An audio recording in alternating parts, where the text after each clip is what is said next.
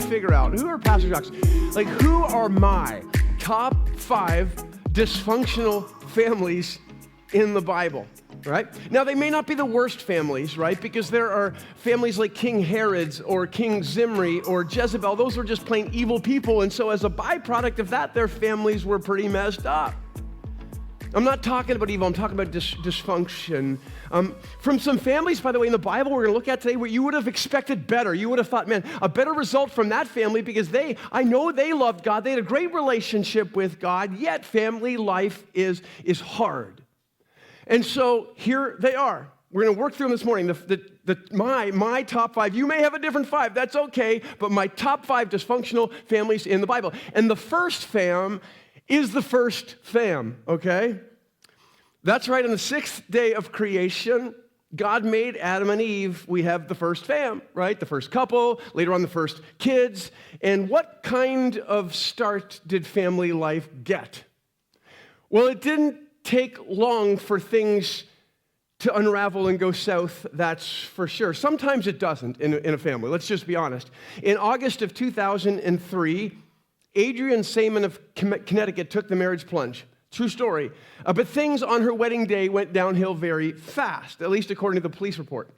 So if a police report is filed on your wedding day, it's kind of an ominous sign and start to things. But several things went wrong on the wedding day. First, very early in the day, Adrienne became drunk. She got intoxicated in the morning. And then as things began to evolve during the day, she started yelling obscenities at her husband and the wedding party. And at one point, she threw the whole wedding cake at her husband, not just a slice, the whole cake. And when that didn't get the message across, she started picking up vases that had the wedding flowers in them and throwing them at her husband. Unsatisfied still, and then things got really bad because when the bartender at the reception stopped serving alcohol for the night, she went berserk. She started breaking chairs and flipping tables, and now it's destruction of property, and so the police were called to the scene, and as they attempted to apprehend the bride, she began biting the officer repeatedly, and when they tried to put her in the police cruiser, she kicked in the window of the cruiser, landing her a one-way ticket to jail. Not exactly her intended honeymoon destination, that's for sure. Now, that's about as fast as a marriage can go south, all right? It didn't take long for the first family to begin running into troubles either. They're in the garden, you know the story, and everything's perfect. Life together is a dream come true. It's paradise, literally paradise. No sins, no flaws, no shortcomings, no exes to worry about until temptation comes along and out the door goes perfection and Eve is deceived and then she deceives her husband and sin actually enters the world through the first couple. Think about that. And when confronted, what happens? You know the story, right? So Genesis 3:10, the Lord comes walking through the garden in the cool of the day. He calls out to Adam and Eve, where are you? And like, hey, we heard you in the garden. We were afraid because we were naked, so we hid. And then God has to confront Adam and Eve. And he says, hey, what is the deal? How did it come to this? And Eve's like, well, you know, the serpent over there, he did it. And then Eve turns around and blames her husband, or Adam turns around and blames his wife for it. It's basically the first disagreement in marriage history. And then they get evicted from their home. And Adam has to get a job working long hours, and Eve has now a pain in childbirth.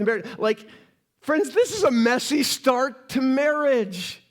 And so if you're looking around and you're struggling in the relationship that you have with the person you married, listen, you're in good company. And just when they start to figure things out, by the way, Genesis 4:1, along come kids. And the first parents in history have to deal with the first family tragedy in history. You can read the story for yourself in Genesis chapter 4. They have 2 kids, Cain and Abel. Cain is the oldest, Abel's the younger one. Cain is a farmer, he works the soil. Abel's a shepherd. And it came time for Cain and Abel to offer their sacrifices, their offerings to God. And so Cain goes out and brings a basket full of the produce from the land, and Abel brings not just some portions, but the fat portions of the best of his flock, the firstborn. And he brings it to God. God is so excited about Abel's offer that Abel offered the best he had. He accepts Abel's offering and is like, no, thank you, Cain. And when Cain gets rejected, he is irate. And he lures his brother out into a field and he kills him. He kills him in cold blood. That's messed up. In the first family ever, the first kid ever born killed the second kid ever born. Like you have issues with your kids fighting? You're in good company. You really are. First kids, it got that bad. It was such a painful start to family life. I don't know if a family could go through anything worse than that.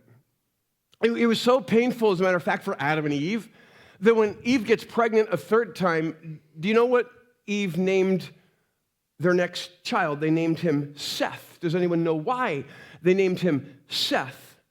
Before I tell you that, I'll tell you about my sister Francine. So I had a sister named Francine. She was born with severe heterotaxy, means organs were all over in the wrong place inside of her body. And if she were born today, they have surgeries that they can deal with things like that. Back then, they didn't. So she survived 3 months, and then she died. And my parents grieved and mourned. And when my mom got pregnant again, do you know what they named my second sister?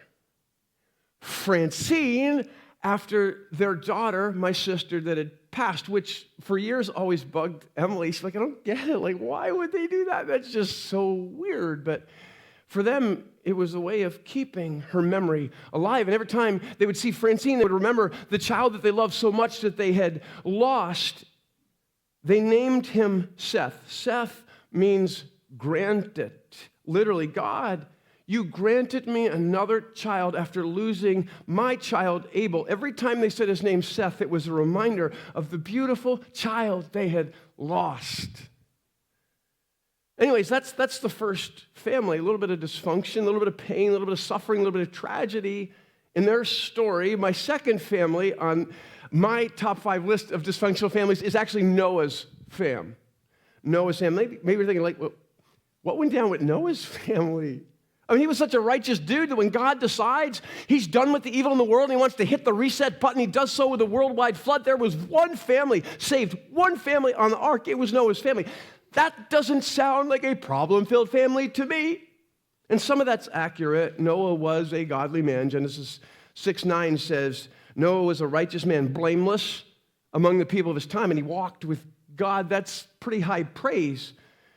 In my opinion, anyways, because of that, he was spared.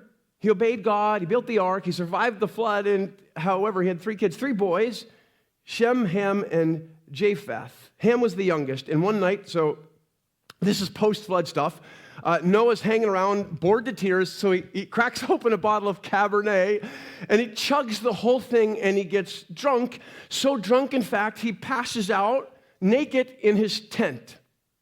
And Ham, the youngest, is looking for his dad. He's like, Dad, where are you?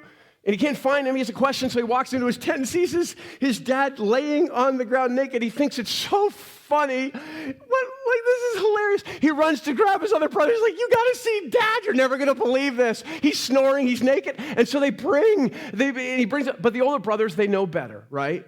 So they walk in. The Bible says they walk in backwards, and they take a covering. They won't look at his naked body, and they're not taking selfies or anything like that. When Noah wakes up, he is irate. He hears what went down, and you know what he does? He pronounces a curse on him. He pronounces a curse on him and his sons after that would last for generations. That is a massive overreaction to me. Have you ever done that as a parent? Like your kid crosses a sin line in your house, you're like, that is it! And you blurt out a consequence that does not match the crime, but then you gotta hold them to that. If so, guess what? You're in good company. No, you're the one who got drunk. You're the one who passed out. You're the one who set a bad example for your kids. I get it. What Ham did, broke the honor code. None of that happens if you don't get so slobbering drunk that you can't put on clothes. And now your son and their kids after that are cursed for generations? What? So have you ever overreacted? You're in good company. Maybe you're more like the kid who, yeah, you did something to dishonor your parents, the way you treated them, what you said to them. And if you've done those kind of things to your parent, guess what? You're in good company. Or maybe like Noah, you did something that was a bad example for your family. I've never told this story in church before, but at least I don't think, but every time I read this story about Noah, I think about this. But it was about 20 years ago, Dryden was a newborn, and I had gotten sick one week and had some kind of a stomach bug, couldn't eat a whole lot that week. And I was hoping to get better because I had scored tickets with my wife and I were going to go with another couple who are in here today to watch the Washington Capitals play the Montreal Canadiens in downtown D.C., right? So we're super excited. We're going to go watch this game, but I'm sick all week and I can't eat anything. And so I'm just praying, like, it's Friday, please be better. So I wake up Friday morning, I'm feeling a lot better, so I'm like, we can go to the game. And so we planned to stop at a sports bar in downtown D.C. We walk in there. We're gonna get a bite to eat and then watch the hockey game. So we go in there. We're eating a little bit of food and we order a couple beers. It's one of those bars that have like every beer in the world. And so we walked in there and I got a beer. My friend got a beer and the one that he got was like the one. It was thick and it had like the most alcohol content on earth. And he was like, took one sip. He's like, yuck, I can't drink this. Do you want it? And I'm like, I have this thing where I can't resist free. Just can't. I live for free.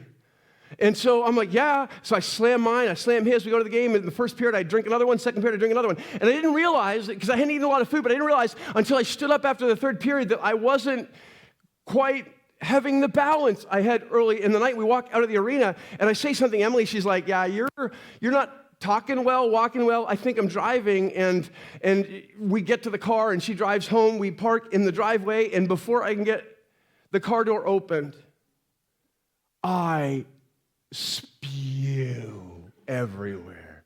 I mean, I blew chunks. I barfed. Why do we have so many words for that one thing in life? All over the dashboard, all over the carpet, over the wall of the car. I open the door, and I do it outside again. I walk into the house, I do it outside again. Listen, friends, I was embarrassed. I was embarrassed. Now, is the reason I got drunk that I hadn't had something to eat in days? Maybe that was part of it, but I drank too much. And my pride got the best of me. And it was a bad example for my wife and kids. Have you ever dropped the ball as a parent, and your kids saw it? Guess what? If that's the case, you're in good company. No, it doesn't excuse the behavior, and it doesn't mean we don't repent and confess and make life changes, but you're in good company. That's my second family on the top 5, because that's exactly what happened. Bad example for kids. That's Noah's family. My third family on my top 5 dysfunctional families in the Bible is actually Abraham's fam. So let's understand the significance of this. Abraham believed God. It was credited to him as righteousness. He was called God's friend. Listen, God's friend. No one in history was given a greater compliment than that. He was known as Father Abraham, the father of the covenant. Along with Moses and David, he's the biggest hero not named Jesus in the Bible. He was so willing to obey God, he would actually lose his son if it came to that for him. But when it came to his family, it was not all roses and rainbows. God called Abraham. We know the story, Genesis 12, right? So God says, Abraham, I'm going to make you great. I'm going to bless you. I'm going to bless your name. The whole world's going to be blessed through you, Abraham. Look up and check out the stars, because, bro, I'm going to make your descendants as numerous as the stars in the sky. They have this one-on-one dialogue, God and Abraham. No sooner does God offer that promise to him, Abraham is in panic mode because there's a famine in the land, and they have to get up and they have to flee to Egypt. They go to Egypt, and when they enter Egypt, Abraham has a wife named Sarah. Apparently, she's very awesome to look at because Pharaoh takes notice of how hot Sarah is, and Abraham's starting to freak out because he's like, they don't know me. They're going to kill me and take you. And so he's like, Sarah, I have a plan, and this is it. Just hang with me on this. But when they come asking about you, here's what I want you to do. This is so great, Sarah, but tell them you're my sister, and then just go do with Pharaoh whatever. I know that you're doing it for me. Thank you so much, sweetheart. And she goes along with the plan. And friends, that's messed up. That is messed up. Just wrap your mind around that. Go just be with Pharaoh. Whatever he wants to do with you, he's going to do, and we'll deal with the pieces after. And by the way, this is not the only time that this happens. It happens a second time, Genesis chapter 20. He's in the region of the Negev, and King Abimelech sees and notices that Sarah's very beautiful, and they decide to play the sister act thing again. Friends, that's not normal. Husbands, if you're at the mall or at a wedding with your wife or you're at Starbucks, anywhere for that matter, and as you're ordering your drink, someone walks up to your beautiful wife and they start hitting on her and making passes at her, and your response is this: sweetheart, I've got a lot of work to do. I'm just going to sit here at Starbucks. Why don't you get in the car with that man and go do whatever? I don't know if there's a counselor on earth that can save that marriage. Listen, it was the first fall of our marriage together. Emily and I were married August 28th, and we were newlyweds, and we had scored tickets to the 49ers-Redskins football game. I'd never been to an NFL game before, and so we go to the game, and the game's over, and we're leaving. We're going down the escalator, and as we are going down the escalator together, there's a young guy going up the escalator on the other side, and he turns and he looks, and he's looking at Emily, and he's checking her out, up and down, and then he starts making comments about how beautiful she is, and how hot she is, and what he would like to do with her. Do you know what I didn't do? I didn't say, you know what? We've only got 2 months into this thing. She's all yours, pal. That's not what I did. Here's what I did. I jumped over the wall on my side of the escalator and the wall over his side of the escalator, and I ran that bro down. Abraham, that would have been a better move. And as if that wasn't the only issue that Abraham and Sarah had, you see, they had a problem, a big problem. He was supposed to be the father of a nation, so here's the problem. Sarah couldn't have kids. She was barren. They tried and tried again, but to no avail. Kind of hard to have descendants as numerous as the stars in the sky when you can't even have one kid. And so Sarah's starting to feel the pressure, and for good reason. And so she this time has an idea, and she says, Abraham, I want to talk to you tonight. And she cooks his favorite meal, lamb chops and scalloped potatoes, and they sit down, and she's like, so here's the deal. I know you're wondering, how is this whole thing going to happen? And we've been trying, and we're all depressed about this, so here's the deal. I have this servant. Her name is Hagar. Get past her name. I know she's not a 10 like me. I'll go hang with some friends tonight. And don't worry, I floated this by her, and she's okay with it. You go in, have sex with her, and if she gets pregnant, dun da da, you have your child of the promise. After about 3 seconds of long, hard meditation, Abraham's like, all right, I'm in. And let me ask you the question, how do you think that worked out? About as well as you might expect. Hagar gets pregnant, she has this baby, and now Sarah is jealous and filled with envy, and the one thing she could not give her husband, now the maid is given to her, and so she starts to resent Hagar and mistreat Hagar. It got so bad at one point, Hagar has to up and flee and leave because she can't handle the way she's being treated anymore. Listen, this was not a problem-free marriage. It was filled with pain and poor choices. Sarah, go sleep with the king if you have to. Trust me. I know you're doing it for us. Honey, you go sleep with my maid and make us a baby. Neither of them have the faith to trust God or the common sense to know this is a bad idea.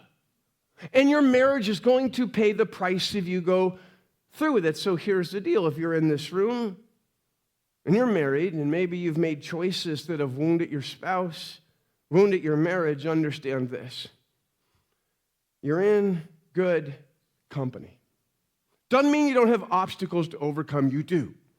Doesn't mean there's not healing that needs to take place in your marriage, there is. But it does mean if God can grant grace to Abraham and Sarah and pour his favor on them, he can do so in your life too. You're in good company. And oh, by the way, the messy family stuff doesn't end with Abraham and Sarah. Like, it becomes a generational thing of messed upness. Like Abraham's son Isaac has 2 kids. They're twins, right? Jacob and Esau. And so the younger deceives the older into stealing the birthright from him and then has to flee because it's like an all-out family feud. And later on, that kid has a bunch of kids, 1 million kids, and one of them he favors so much that the other kids are not happy about this, and so they don't like the fact that they favor this. And so they take this kid out and they're going to kill him, but instead they sell him as a slave to Egypt. Like that stuff that's dysfunction at its highest. So if you're looking around at your own messed up family, and you feel like, man, wow, we've got a level of dysfunction and it's bad, guess what? You're in good company. It's family number 3 on my top 5 dysfunctional families in the Bible list. No surprise at family number 4, it is David's fam. Now, David was a man after God's own heart.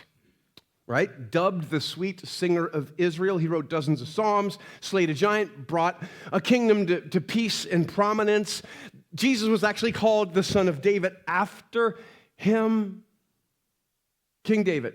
Boy, did he mess up royally. For his family, that is. Deuteronomy 17:17, there was this command that was given to the Israelites. It said, the king must not take for himself multiple wives, or his heart will be led astray, right? That was beginning of things for David because he blew right by that command. And oh, by the way, monkey see, monkey do. His son Solomon saw this in his father and repeated the same thing, and it ended up leading to his downfall. But that was only the beginning of the mess. We all know about the affair. 2 Samuel chapter 11 starts out, in the springtime, when kings went off to war, it says David remained in Jerusalem. He's on the rooftop of the palace, and he's bored to tears. And then he kind of looks over the edge, and he sees at a lower rooftop, there's a woman bathing. Coincidentally, her name is Bathsheba. And so he notices how beautiful she is, and so he sends word, go, so please find out who that lady is. And when word comes back to him, it's that she is Bathsheba, the wife of Uriah the Hittite. Wife of. So that should have been the moment David said, okay, no more pursuit here, but instead he does the opposite. He sends for her, and maybe he's thinking, you know what, we'll just have coffee together, and I know your husband's off to war, I just want to pour some encouragement into you, and he uses his power, and he uses his position to sleep with her, and then sends her away, and thinks everything is A-okay, until a month or so later, she sends word saying, uh-oh, there's going to be a baby. And now David's got a real problem because the law of Moses said, it didn't matter if you're king or peasant, the price for adultery, it's death. And so David's got to figure out, what in the world do I do? And so the cogs start turning, and he comes up with a plan, and he sends word to Joab, the commander of the army, send Uriah the Hittite to me. He's off fighting at the war. So Uriah comes into the presence of the king, and David said, bro, I hear great things about you on the battlefield, man. You are a stud. So here's what I want you to do. I am so impressed by the reports about your valor. I want you to go home and just enjoy your wife for one night. I'll send you back to the battle with your men tomorrow. So what's David doing? He's trying to convince him that when this baby comes along, it's his baby. And so Uriah leaves the presence of the king, but he doesn't go home. He sleeps at the gate, and the next morning word comes to David, Uriah did not go home. And David's like, what is with this guy? Right? And so he brings Uriah back, and he's like, bro, I gave you a one-way ticket to awesomeness. What is your deal? And so Uriah says, you know what? My men are at war right now, and their lives are being laid on the line. How could I do that to them? I could go home and be with my wife and enjoy myself. Well, they're at risk that way. I would never dishonor them in that manner, ever. And so David's like, you know what? It's a decent point. And so why not come back tonight, and we'll eat together, and then I'll send you back to the battle tomorrow. And so Uriah agrees. He has to. It's the king. And so he comes to dine with David, and David ratcheted his plan up a notch because the first time it didn't work. And David's like, if only I could make him drunk. It would impair his judgment, and then he would go home and sleep with his wife, and then problem goes away. So he invites Uriah to dinner that night. They dine, they eat great food, and they drink a bunch of wine, and Uriah gets drunk. However, he still has enough sense in him to not go home, and he sleeps at the gate, and David is irate. He wakes up that morning, and he finds out Uriah did not go home, and so he writes this letter he seals it with the king's signet, and it says to Joab, when Uriah gets there, put him at the front of the lines fighting, and when the fighting is the fiercest, have every other soldier step back. So that Uriah is struck down and dies, and it works like a charm, and Uriah is killed, and problem is solved. And then David, he doesn't stop there. He decides to make himself look like the knight in shining armor, and he swoops in to be the kinsman redeemer and take in this poor widow to be his wife, and thinks he's gotten away with the whole thing, but God knows what went down and confronts him through the prophet Samuel. And his kid, by the way, paid the price David should have paid as a result and dies. And we know that story, right? And it's shocking, and it's scandalous, and it's unbecoming of a king. And as bad as it was, believe it or not, his family problems didn't end there. As a matter of fact, the price for killing Uriah, 2 Samuel 12:10, was this. God said, the sword will never leave your family, pal. And the calamity would come to him and his kids, and calamity and pain and wreckage, it did come with a lot of heartache. His son raped his sister. In revenge, one of his sons killed that son, and then one of the sons came up with this coup, this plan to overthrow the throne. I mean, it was a mess. It was Winston Churchill that said, we shall fight on the beaches, we shall fight on the landing grounds, we shall fight in the fields and in the streets, and we shall fight in the hills. That sounded more like David's family to me than any battle I know. Maybe it sounds like yours. Maybe your family's filled with fighting everywhere, at home and in the van, and when we go out in public, or in emails or text messages you send with each other. If so, guess what? You're in good company. What started out, though, with David, what started out with such promise, anointed as a king, slaying giants, a decorated war hero, a writer of scripture, ends in sadness and tragedy and despair in his own home. He could lead a kingdom. He could lead a kingdom, but he could not lead his own family. And boy, did his home life pay a price for that. I have no doubt in this room that there are some of you in this room, you're highly successful.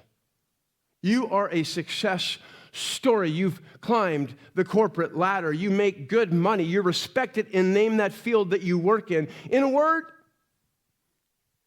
in your work life, everything is awesome. Like, you are the best. But if you're being honest, when it comes to your own home, you feel like a failure. Like nothing you do works. Like you just say dumb thing after dumb thing and do things that make things worse. If that's the case, guess what? You're in good company. I have a good friend of mine, and he has a beautiful wife and 3 adult kids, and a lot of you know him. You just don't know that this is his story.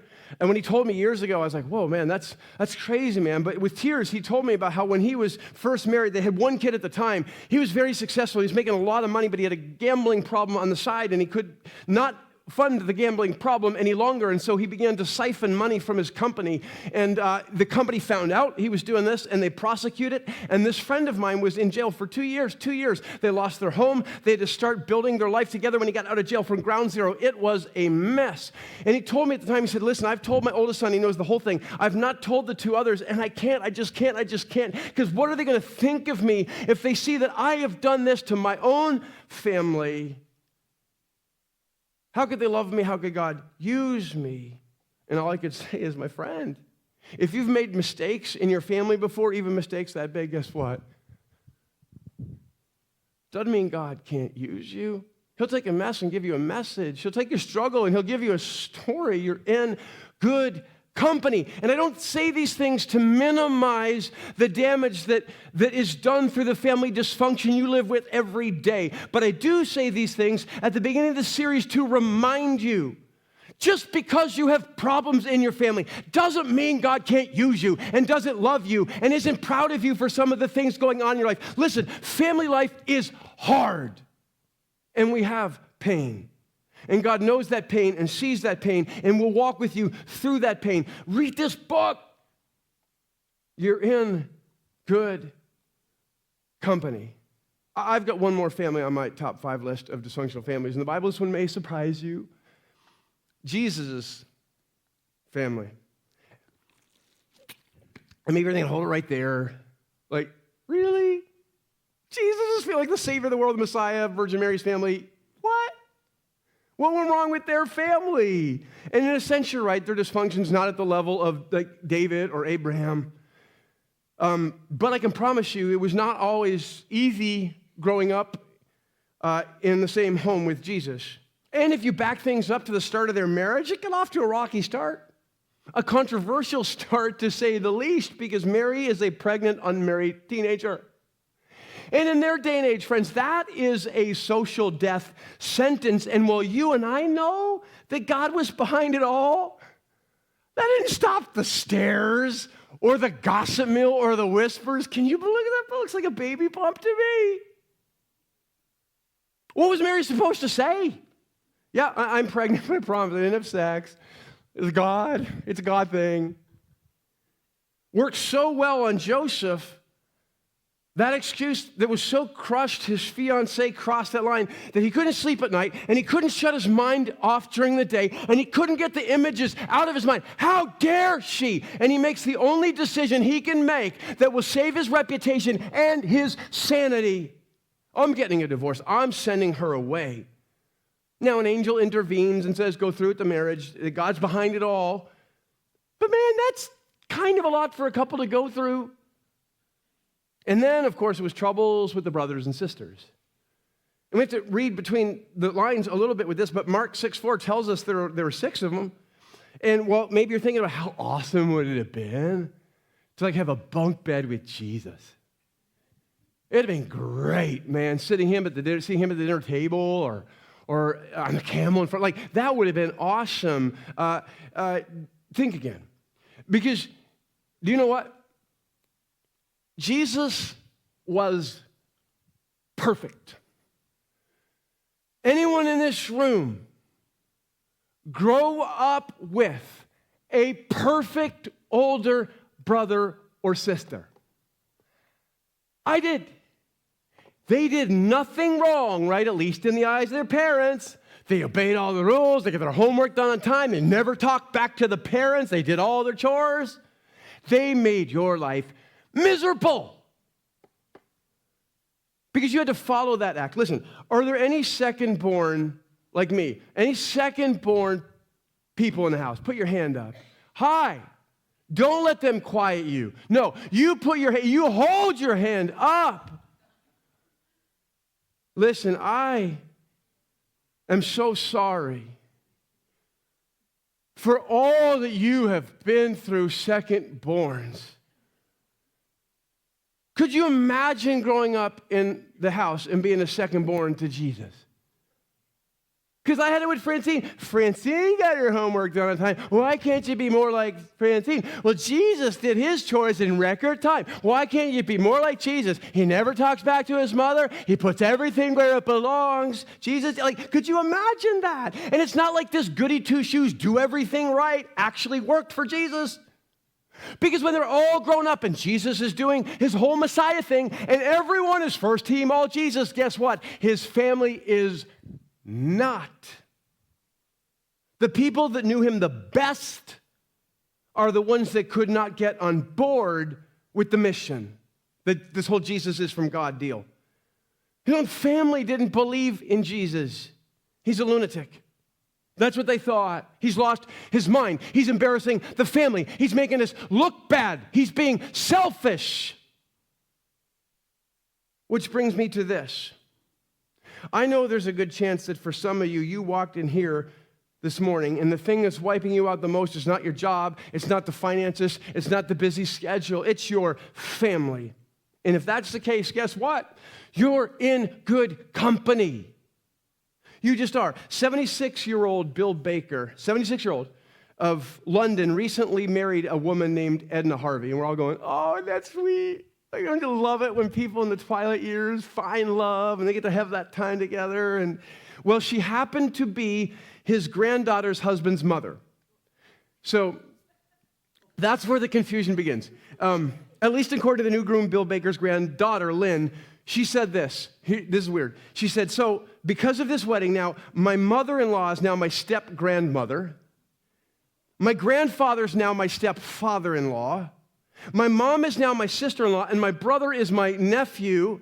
But even crazier than that, I'm now married to my uncle, and my own children are my cousins.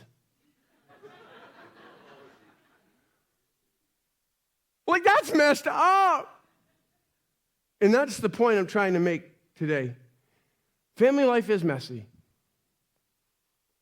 All kinds of messy.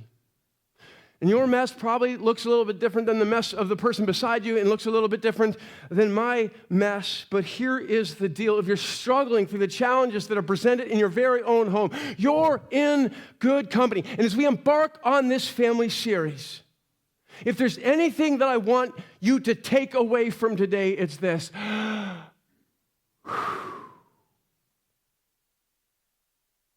can breathe. And we'll walk through this struggle and allow God to speak truths together. Will you pray with me? Father in heaven, I thank you for your truth. I thank you for your word. Father, I thank you that you know us inside and out. Father, I thank you that you put us in families but didn't leave us alone to figure out how to survive our own family. Father, but I know there's a lot of pain in this room that comes from things that happened behind closed doors. And so, Father, I pray that this series will be a time of challenge, yes, but a time of healing. A time of commitment, yes, but a time of discovery. A time of renewal, yes, Father, but a time of confession. And I thank you that when you chose to send your Son to redeem us from our sins, you did it in a way that would help him identify. You put Jesus in a family. And so with that, we are praying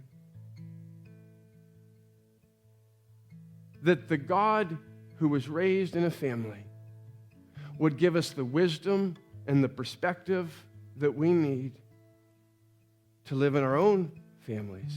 In Jesus' name.